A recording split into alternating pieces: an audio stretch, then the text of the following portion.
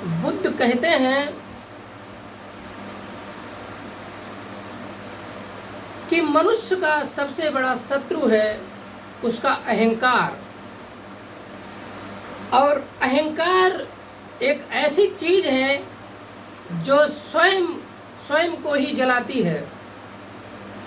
वो चाहे कितना भी बड़ा विद्वान हो, कितना भी पढ़ा लिखा हो, लेकिन उसके अंदर ये सारी चीज़ें आ ही जाती हैं।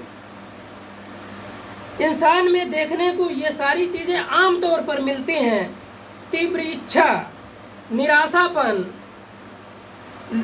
लोभ, क्रोध, मद, मान, जलन, घृणा, विषमता, झूठापन, काल्पनिक, अभिमान, क्रूरता और विश्वासघात सबके बीच अलग अलग दिखाई देने की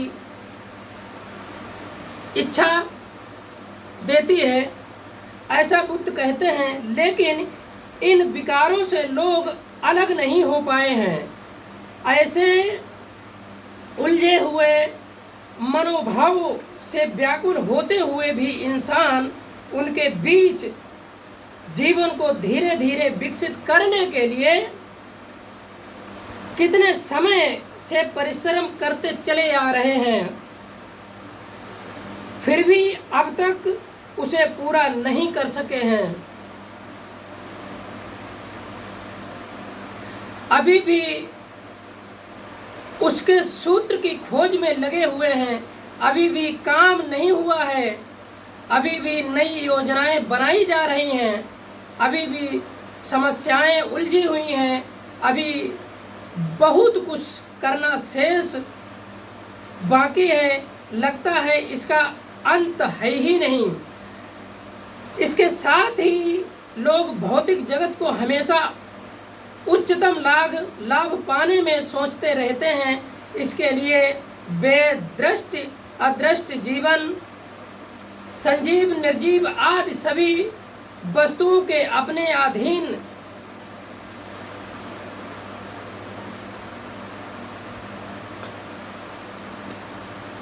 बुद्ध कहते हैं कि मनुष्य जो भी दुख भोगते हैं, जो भी कर्म भोगते हैं, वो उनके स्वयं के किए हुए होते हैं।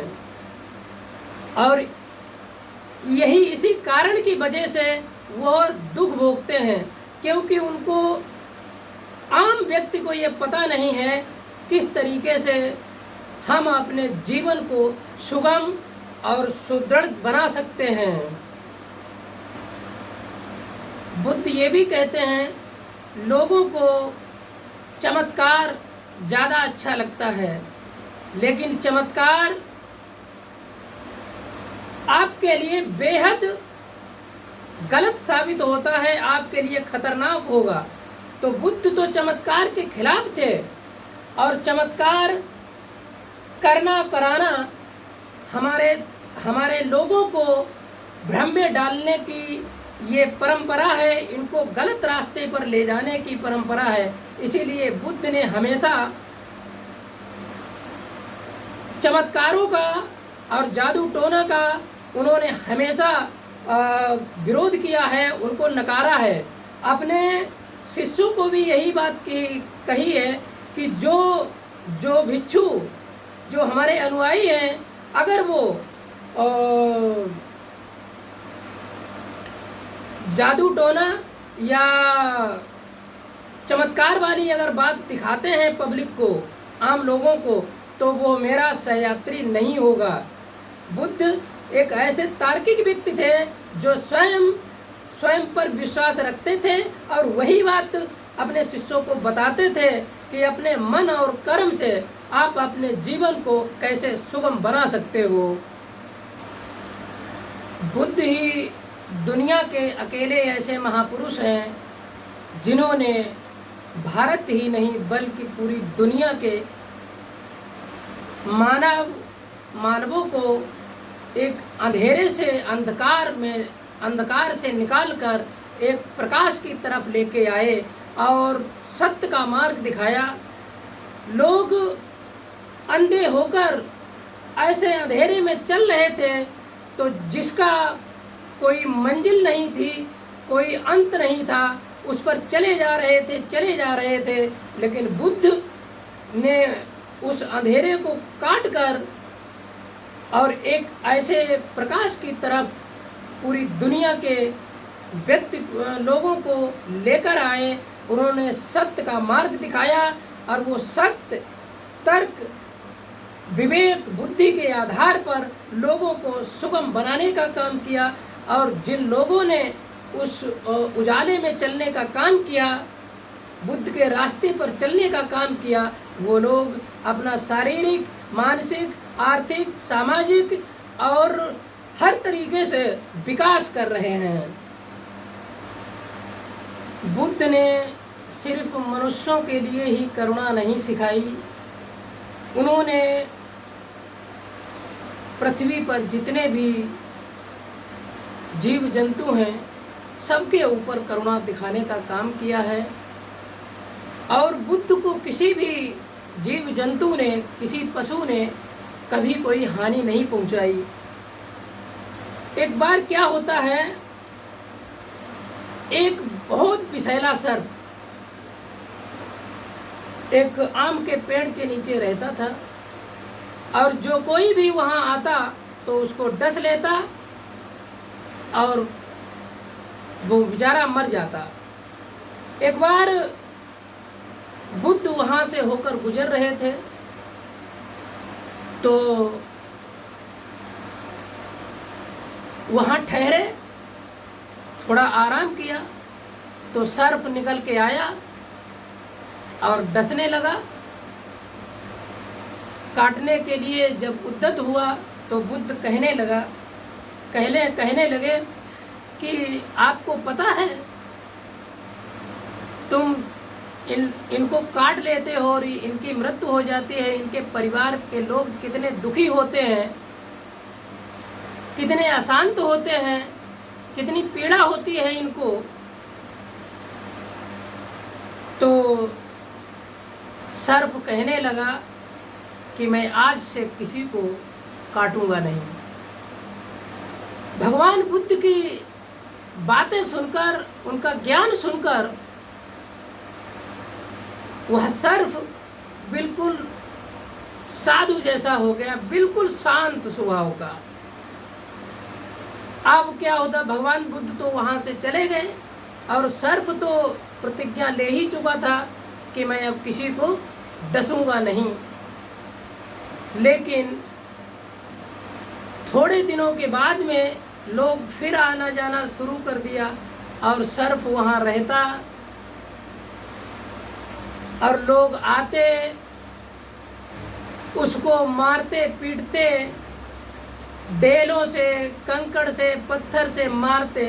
सर्प की बहुत हालत खराब हो गई, मतलब इतनी खराब हो गई सर्प की हालत कि वो आज मरे कल मरे, आज मरे कल मरे। कुछ दिनों के बाद में फिर भगवान बुद्ध वहां से गुजरते हैं और जब देखा कि सर्प की हालत बहुत ज़्यादा गंभीर है तो भगवान बुद्ध ने उनको, सर्प को झाड़ा पोंछा और मलहम थोड़ा बहुत जड़ी बूटियों की लगाई। तो भगवान बुद्ध कहने लगा कि यह दशा तुम्हारी कैसे हुई? तो वो सर्प कहने लगा, भगवान आप ही ने तो कहा था कि किसी को डसना मत, आज तुम्हारे डसने से कितने लोगों को क्षति पहुंचती है, कितना दुख होता है, तो मैंने डसना छोड़ दिया। तो बुद्ध कहने लगे, हमने तुम्हें काटने से मना किया था, लेकिन तुमने अपना सर्प स्वभाव क्यों छोड़ दिया? तुमने फुंकारना क्यों बंद कर दिया? तो बुद्ध कहते हैं कि सीधा सा मतलब इसका मतलब ये है कि अगर आपको कोई प्रताड़ित करता है तो अपने को बचाने के लिए आपको तो संघर्ष करना ही पड़ेगा। तुम अपने सर्व स्वभाव से विमुख कैसे हो गए, कैसे छूट गए, फुंकारना कैसे तुमने बंद कर दिया। तो भगवान बुद्ध के उपदेश सुनकर मनुष्य ही नहीं बल्कि हर प्राणी उनकी बात को, उनके धम्म संदेशों को, उनके धर्म को सुनकर और वो एक शांत स्वभाव के हो जाते थे। अंगुलीमाल की कहानी तो आपने सुनी होगी कि अंगुलीमाल कितना खूंखार डाकू था और अंततः बुद्ध की शरण में आकर और वो अरहत को प्राप्त हुए। और आप श्रावस्ती में जाकर देख भी सकते हैं, अंगुलीमाल के नाम का स्तूपा बना हुआ है। तो इतना खूंखार डाकू होने के बावजूद बुद्ध की शरण में जब आया अंगुलीमाल, तो बुद्धं शरणं गच्छामि, धम्मं शरणं गच्छामि, संघं शरणं गच्छामि हो गया। तो हर मनुष्य में वो चेतना है, वो अपने बोधत्व को जगा सकता है, लेकिन इसके लिए कदम तो आप ही को उठाना है, आप ही को उस रास्ते पे चलना है और कोई आपको चलाने आएगा नहीं। अपने लिए अपना जीवन जियो, संसार में कोई किसी का है नहीं, ऐसा बुद्ध ने कहा है। क्योंकि अगर बुद्ध ने इस ज्ञान को खोजा नहीं होता तो संसार को क्या बताते। बुद्ध के से पहले भी आपने देखा होगा कि सदियों से मनुष्य एक अंधे भेड़िए की तरह चले जा रहे थे, जिसका कोई अता पता नहीं था कि हमारा इस रास्ते पे चलकर विकास होगा कि विनाश होगा। चलते जा रहे। लेकिन जब से बुद्ध ने मानव कल्याण के लिए, उनके मानव कल्याण के उत्थान के लिए जो मार्ग बताए हैं, उस पर चलकर लोगों ने अपने आर्थिक, सामाजिक और चेतना, बौद्धिक विकास किया है।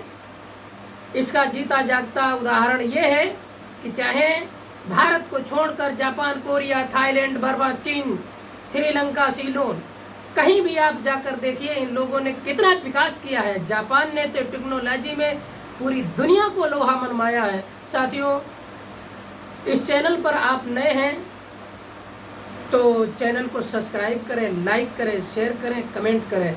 जय भारत, जय संविधान, जय लोकतंत्र।